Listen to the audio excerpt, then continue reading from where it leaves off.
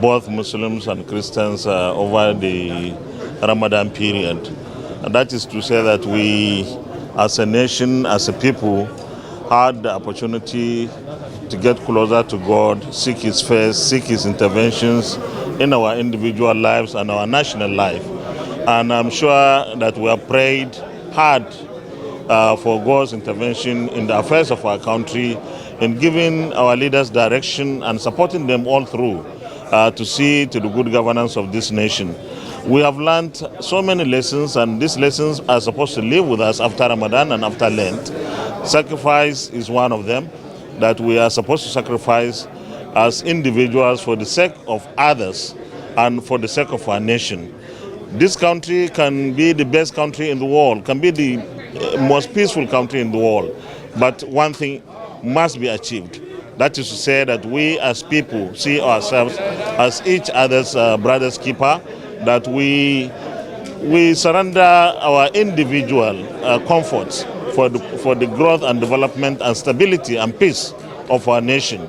And I'm sure that this period of Lent and Ramadan would have taught us all those, and going forward we should continue to observe those things that we observed during the Ramadan and the Lent period. So we have learned a lot of lessons, and God will continue to be with us. As a nation, especially as an administration, let me say, that we have been interrupted by nature when COVID struck at the beginning of 2020 or at the end of 2019. This disrupted many of our developmental programs and projects. But all the same, this administration bit the bullet and went ahead to come up with strategies, projects and programs that ensured that we came out of recession after we went into 2 recessions because of the COVID and its adversary impacts. And today we are happy to say that we are still making progress, but we would have done far better if we hadn't had the COVID interruption. So I believe that as a nation, we are moving in the right direction, and President Muhammadu Buhari is giving us the leadership that we need. And all that we need to do is to continue to support our leaders, continue to support our government, and is in the best interest of everyone.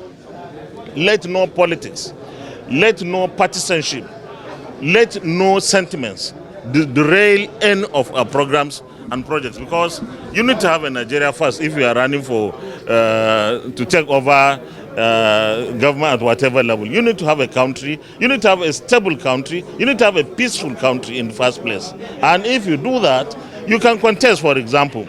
But as individuals, we have a debt with the history. How much do we give to our nation? How much do we sacrifice for the sake of others in our communities and in our country?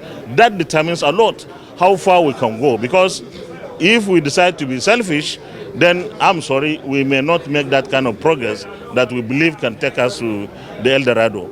So it's 2023. We learned that there's pressure on you to contest for the presidency. Are you contesting for the presidency? I thought you were going to ask me about what we are going to do in 2022. We passed the budget for 2022, a very important budget that we are... Allow me to ask your questions and I'm giving my answer. We passed the budget, and this budget for 2022 is a budget for consolidation of what we have been able to achieve in 2020 when we had an implementation of 100%. 2021 has just finished another 100% implementation of the budget, and we're looking forward to ensure that the 2022 budget is also implemented by 100%. And if we stabilize our economy, we stabilize our country, then people can contest. But for now, everything is speculative, and I believe that God, in His infinite mercy, will show us the way. So,